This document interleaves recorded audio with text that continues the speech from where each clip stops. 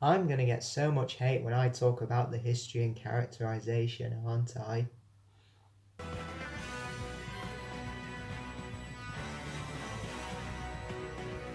The 10th Doctor was played by David Tennant from Christmas Day 2005 to New Year's Day 2010, lasting from Series 2, 3, 4, and a series of specials in 2009.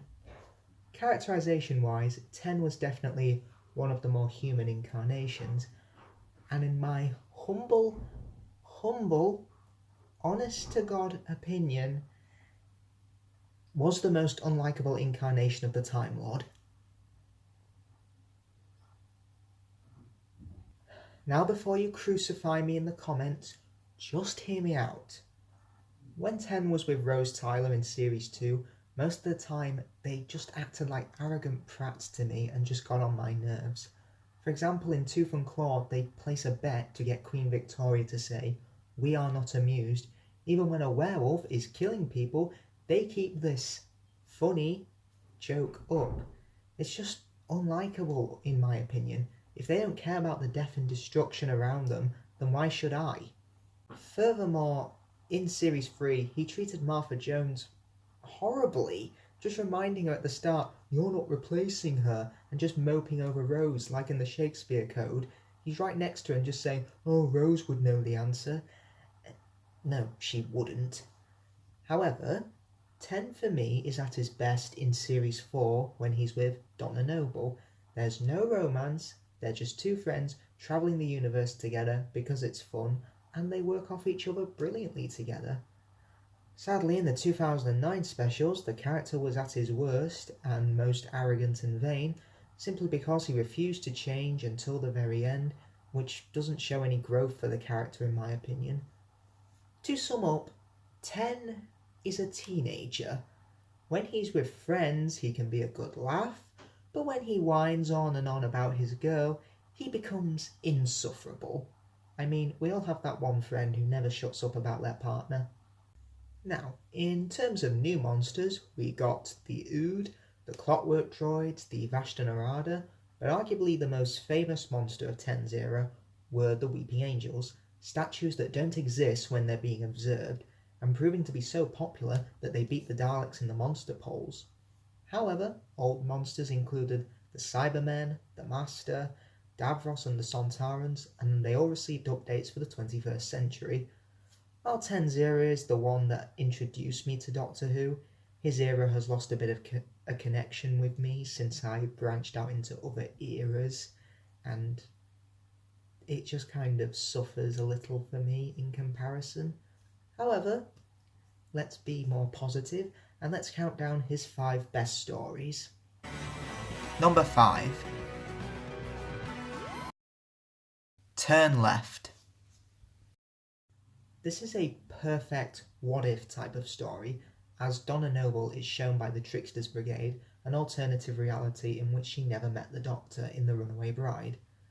Donna is tricked into turning right at a junction in her past, meaning she never had a job as a temp, where she never met her fiancé Lance in The Runaway Bride, and she never ended up in the TARDIS on her wedding day, which meant the Doctor died trying to defeat the Arachnos. Because of the Doctor's death, the whole world turns to chaos, with the events of Series 3 and 4 going undefeated, and it's done incredibly effective. Martha Jones dies at the hospital from Smith & Jones, along with Sarah Jane Smith. The Space Titanic from Voyage of the Damned floods southern England with radiation. The Adipose kill millions of obese USA citizens, and the Sontarans begin to choke the earth with gas, and then people are sent, and then foreigners are sent to labour camps, which is just a horrible scene, but in a good way, in my opinion. And worst of all, the stars begin to fade in the sky. This is a Dr. Light episode, meaning he plays a small part, and your enjoyment of this episode will depend on how much you like Donna Noble personally. Now, me, I love her, so this episode is a win for me. When watching this as a 10-year-old, I knew what would come after each event, and just hoping it would get better, but it just gets worse, and Donna thinks she's nothing, but she builds her confidence and sets time right, and it's brilliant to watch, with Catherine Tate giving an amazing performance, as well as Bernard Cribbins as Wilfred Mott. If I do have nitpicks, it is the inclusion of Rose. Personally, I felt you didn't need her in this story, but you can't win them all. Also, the Time Beetle looks pretty plastic, but that's minor. However, with a great premise, a grim atmosphere, and an excellent take on alternative timelines, Turn Left is an episode that will have you gripped from start to finish. Number 4. Human Nature and the Family of Blood. A bit of trivia regarding this episode. This is adapted from a novel of the same name in the 90s and had the 7th Doctor turn himself human. Now, I've not read the book beyond knowing that, but let me know in the comments below what you think of the book and if you've read it and which medium you prefer. Anyway, this story involves the Doctor becoming a human teacher named John Smith in 1913 in order to hide from the family of blood who have a limited lifespan and desire a Time Lord's immortality to live forever. Not only is this a beautiful looking historical filled with great performances, Tennant as John Smith, for example, injects subtle differences between the Doctor and Smith. For example, John Smith is definitely a product of the time, being a strict teacher from 1913 who will gladly have young boys fight to defend the school, which I'd argue the Doctor is kind of above those actions. Prima Agyeman as Martha is fantastic, and it really adds growth to her character as she has to look after the Doctor's consciousness contained in a fob watch, and her reaction seeing the Doctor in pain while his biology is being rewritten is excellent, trying to keep it together and be strong but also looking absolutely terrified. Furthermore, this story isn't afraid to tackle racism of the time, as Martha is faced with racist comments from schoolboys and staff members, which really shows how different this time period is and how she has to live with it temporarily. Jessica Hines as Nurse Redford also gives a great performance, as she ends up falling in love with John Smith, and even though she loves John and could have a life with him, she knows that defeating the family will be for the greater good. The family of blood are also threatening villains themselves with their scarecrow minions, and the way the Doctor defeats them is brilliant. It shows how ruthless the Doctor as a character can be. The family wanted to live forever, so the Doctor made sure that they did. With excellent production values, wonderful performances, and beautiful moments, Human Nature and the Family of Blood is one of Tennant's finest. Number 3. The Girl in the Fireplace. This episode aims to tackle the idea of the Doctor falling in love, and does it succeed? Well, it did make it onto this list, so yeah, it did. The Doctor, Rose and Mickey find an abandoned spaceship in the 51st century that's generating enough power to punch a hole in the universe that's connected to 18th century France. The Doctor discovers that the repair droids, powered by clockwork, have killed the crew using their body parts to repair the ship, and now requires Renette, aka Madame de Pompadour's head, at the age of 37, to complete their repairs. While this story is a technology gone wrong story, there's most definitely a fairy tale subtext to it all. The Doctor appears to Renette as a young child in her fireplace and becomes her imaginary friend, and they begin to fall in love. Renette is a brilliant character, and she's played greatly by Sophia Myles, and you can tell the Doctor is a child's fantasy to her, which is conveyed through her performance, but there's also a tragedy behind this romance. The Doctor can come and go as he pleases through the time windows, but she has to take the long way around, and even when it looks as if the Doctor is stuck with her, the ending is still tragic, as time ends up being the story's biggest enemy. The clockwork droids are a wonderful design, looking both from the history and the future at the same time, and they're not inherently evil, they're just doing what they were programmed to do, repairing the ship by any means necessary, even if it means using the crew. With excellent production values, a brilliant premise, amazing performances, and beautiful music from Murray Gold, The Girl in the Fireplace is a romance you won't be forgetting. Number 2. Blink. In 2009 and 2014, Doctor Who magazine conducted a poll that would rank all the stories from best to worst, and in both instances this story came second. So according to the majority, that means it's the best of the David Tennant era and the best story from the 2000s, which is interesting as the Doctor is barely in it. In an abandoned house, Sally Sparrow and her friend Larry find the Weeping Angels and a blue box with instructions from the Doctor from 1969 to send the TARDIS back to him to make sure that the Weeping Angels don't feed off the energy in the TARDIS. This story famously introduced the Weeping Angels, which are a genius creation, as they don't exist while they're being observed.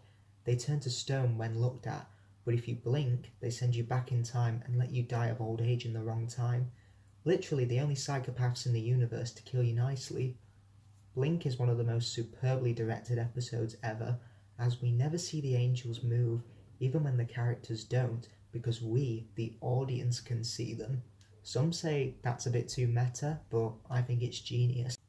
Furthermore, this has excellent use of time travel, as the Doctor is on a DVD feature, reading aloud from a transcript of a conversation that he won't be having for another 38 years. Confused? Don't worry, the episode does make it clear. Sally Sparrow is also a very likeable character, as she's resourceful, clever, friendly, but even has a good sense of humour. Blink is an episode I'd also recommend to anyone who wants to start watching Doctor Who, as it has everything that makes the show so great. Clever uses of time travel, likeable characters, and excellent use of horror. It's easily one of the show's finest. Number 1. Midnight. Not only is this the best 10th Doctor story, but this is easily Russell T Davies' best script, as it's filled with psychological horror, claustrophobia, and the morality of humans being tested. The Doctor takes a trip on the Diamond Planet at midnight that unfortunately breaks down, and the knocking on the wall is heard, and one of the passengers begins repeating everyone and everything on the vessel. The enemy in this is perfect, as we never see what it looks like, and we never know what its true intentions are, but the effect it has on the Doctor and the other passengers is what makes it so memorable and terrifying. The passengers in this are perfectly introduced as everyday, ordinary people at the start, but when thrown into a terrifying situation and facing an enemy that repeats, they even consider murdering the possessed Sky Silvestri, despite only repeating and not being able to move. And as time goes on, they even start to turn on the Doctor and suggest throwing him out too. The episode perfectly displays what fear does to people. It makes them dangerous and angry, and displays the Doctor at his most vulnerable when he's possessed by the creature near the end. Leslie Sharp as Sky is phenomenal. While repeating what others say doesn't sound that terrifying on paper, due to her performance she makes it work, and it's terrifying to watch. Yeah, I need a new thesaurus. Another fun bit of trivia, David Troughton appears in this story as Professor Hobbs, who is the son of the second Doctor himself, Patrick Troughton. And through average conversations the Doctor has with the passengers on the trip, it definitely makes them more relatable and believable, which makes their confrontation with the monster later on in the story believable as well. They're normal people, but throw them into a terrifying situation and they become something they never thought they were capable of being. With excellent performances, psychological horror, the morality of humanity being tested, and the Doctor at his most scared and vulnerable, Midnight is truly a magnificent piece of television. Well everyone, that's all from me. Let me know down below what your favourite stories from 10 are. Be sure to like and subscribe, and I'll see you all next time. Allons-y!